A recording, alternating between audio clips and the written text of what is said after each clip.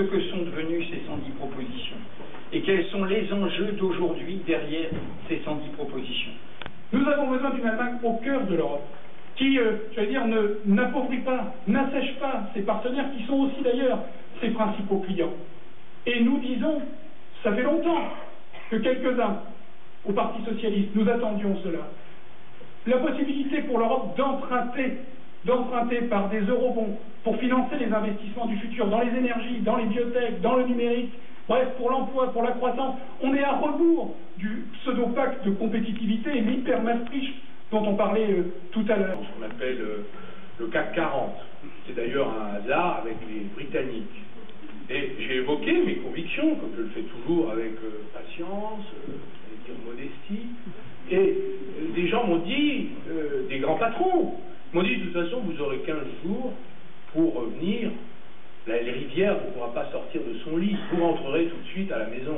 Les marchés financiers vont s'occuper de vous. Car Sarkozy s'est très bien arrangé pour que la dette, telle qu'elle est maintenant considérable, soit une menace sur toute autre politique que celle qu'il veut faire, c'est-à-dire le pacte de compétitivité signé avec ses amis néolibéraux de l'Union européenne. Donc, soit on décide d'avoir un plan qui décide de domestiquer le système financier, soit c'est lui qui nous domestiquera, et le fait que vous ayez voté peut-être un jour de 2012 n'aura, je le crains, aucune grande conséquence, car nous ne pourrons pas financer nos promesses du socialisme distributif, et si finalement nous sommes élus pour faire ce que un certain nombre de générations de dirigeants politiques ont fait dans toute l'Europe, c'est-à-dire le socialisme de l'adaptation, de l'ajustement, ce que Éric Dupin appelle dans un très beau livre fatigue de la modernité.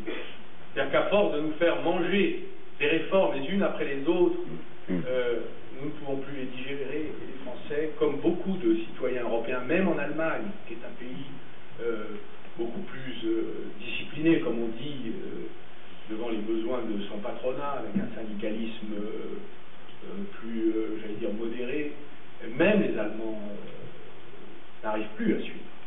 Donc ce système délirant qui se retourne contre les hommes, c'est celui auquel il faut s'attaquer. Donc cela demande du courage, de la volonté et de la responsabilité en même temps, parce que, et ça fait partie des propositions que je considère être nécessaires pour que le projet socialiste, que je défends comme d'autres, je l'ai approuvé, je considère que c'est le rez-de-chaussée commun des socialistes, mais il manque les moyens de le faire réussir. Je propose, par exemple, la mise sous tutelle du système bancaire. Je ne suis pas pour les nationalisations des banques. Pourquoi? Parce que la leçon nous a enseigné en 1981 de la performance et de la réussite, et c'est une proposition qui est à la fois de Michel Aglietta et de Michel Rocard. Elle n'est pas dans le projet socialiste. C'est l'indexation des salaires sur les hausses de productivité, qui sont aujourd'hui intégralement capturées, presque volées, par les actionnaires. Ce serait bien un minimum, on va dire oui, mais c'est du productivisme. Pour l'instant, la productivité, elle est là, le stress, il est là, mais où sont les retours pour les salariés? Je défends cette proposition parce qu'elle manque cruellement dans la transformation ou la création d'un nouveau socialisme.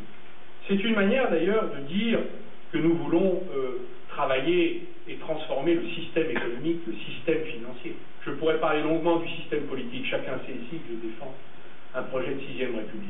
Parce qu'on ne pourra pas répondre à la crise écologique en transformant nos comportements du quotidien, tous ensemble, où chaque Français porte les valises d'une nouvelle manière de vivre, finalement. Se transporter, se loger, se nourrir, travailler autrement. On ne pourra pas réaliser cette force montante d'une société qui s'unit pour partager le travail, les richesses et le pouvoir, s'il n'y a pas la 6e République, c'est-à-dire l'entrée des citoyens ou la reprise en main, j'allais dire, de la politique par les citoyens. Je reviens, je suis arrivé ce matin de Tunisie, nous sommes restés 4 jours. Il se passe là-bas des choses extraordinaires, je vous invite à y aller cet été, rencontrer les jeunes qui ont fait la révolution, qui ont risqué leur vie, certains l'ont perdu. Nous sommes allés avec mon département à Sidi Bouzid, le berceau de la révolution, là où Mohamed Bouazizi s'est immolé par le feu, et où les jeunes ont mis leur diplôme à la porte du gouvernorat, collé, montrant qu'ils étaient au chômage. Là-bas, ils sont en train d'inventer la démocratie. Mais ils nous ont déjà dépassés dans la manière de faire, d'imaginer. Ils font des projets pour reconstruire leur économie. J'irai, parce qu'ils disent la Tunisie n'est pas pauvre, elle était dirigée par des prévaricateurs et des voleurs. Donc on les a virés, mais maintenant, à nous de reprendre cet argent et de remettre notre argent, notre richesse en valeur et de semer les graines. Il se passe là-bas des choses extraordinaires parce que la politique, elle est profondément humaine et elle appartient aux gens. C'est ça le projet de 6ème République. Alors, en conclusion, je relisais cette phrase de François Mitterrand, puisque c'est presque son anniversaire de l'histoire. Il est dans la nature. Premiers à le fêter. Pardon? Nous sommes les premiers à le fêter. Avec Louis Plenel. C'est une communion qui en préfigure d'autres. Il est dans la nature d'une grande nation de concevoir de grands desseins. Je pense qu'on peut y arriver ensemble. Merci.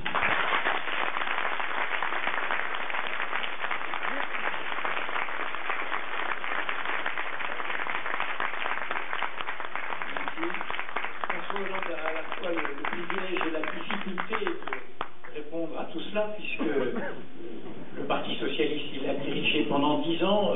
Chacun a entendu des lignes, des échos de débats anciens sur l'Europe ou sur la fiscalité. Tout le monde a un peu débordé, donc François Hollande, je serai laxiste comme à l'habitude.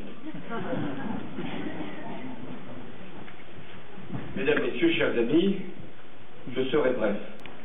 Merci pour ces questions précises. Je me tâcherai d'y répondre le plus précisément possible. Sur la vision que nous pouvons avoir du monde et de nos engagements militaires.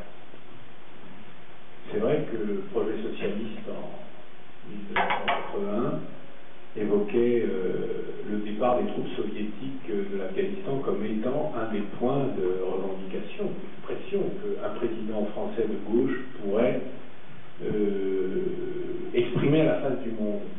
À l'époque, je me souviens que dans le débat avec Valéry Giscard d'Estaing, il avait accusé Giscard d'être le petit télégraphiste des intérêts de Moscou, de la France, qui n'est pas une grande puissance, mais qu'il est, par les outils dont elle dispose, par le message universel qu'elle porte, dans l'histoire, dans le présent aussi, quand elle l'abîme pas, et possiblement aussi dans l'avenir, si elle y fait attention, et une puissance qui a tout intérêt, pour sa force, pour sa fierté aussi nationale, à ne pas s'aligner.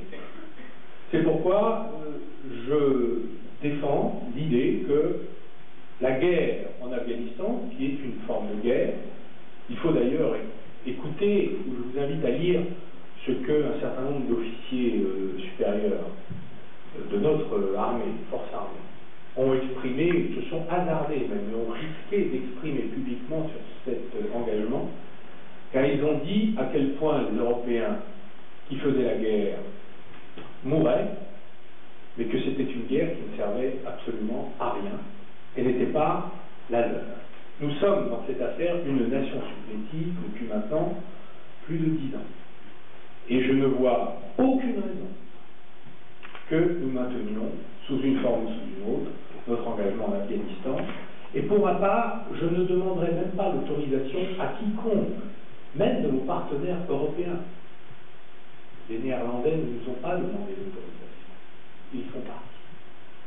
Ils ont, et je crois que lorsque des soldats meurent, lorsque le moral des troupes est si bas, ils ne savent même pas pourquoi, il faut écouter ce que disent les familles militaires. Il faut écouter ce que disent les généraux, nos généraux, qui ne peuvent d'ailleurs, et se plaignent de ne pas pouvoir avoir la libre critique. Comme dans toutes les armées, vous savez que l'armée ne revendique pas le droit de discuter les politiques.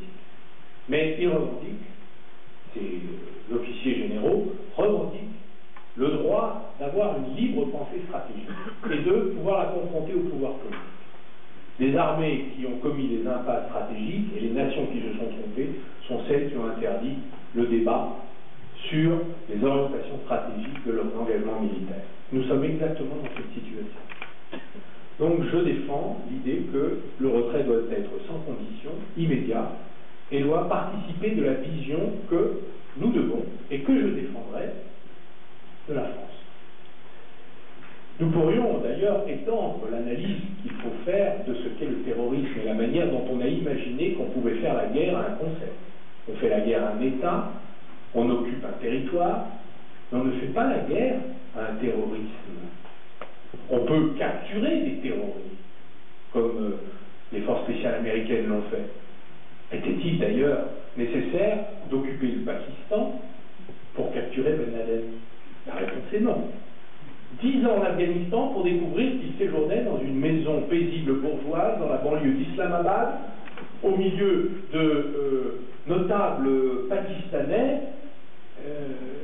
C'est assez curieux comme conception de la guerre du terrorisme. Donc cette guerre est une guerre idéologique dans laquelle nous n'avons aucune espèce d'intérêt, car il s'agit de la guerre de la croisade dont M. Bush a engagé, dans laquelle M. Bush a engagé Junior l'Occident par une manipulation de sa diplomatie à la face du monde dans l'affaire de la guerre en Irak, et dont M. Guéant est en train de nous entraîner progressivement, sémantiquement, au fur et à mesure de petits cailloux placés dans la tête des citoyens français pour que nous assimilions l'idée que l'islam, c'est le terrorisme, que nous ne pouvons pas vivre ensemble, et d'ailleurs que, d'une certaine manière, nous sommes condamnés à nous confondre.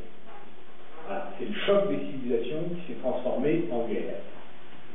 Ce n'est pas, je crois, et c'est un point important que les socialistes n'assument pas, je crois, l'idée qu'on ne fait pas la guerre au terrorisme, on se défend contre le terrorisme, on poursuit les terroristes, on les enlève comme on l'a fait avec Carlos, et on les juge, et si on ne peut pas les juger parce que c'est trop dur, eh bien on peut accepter que de temps en temps, les forces spéciales se défendent.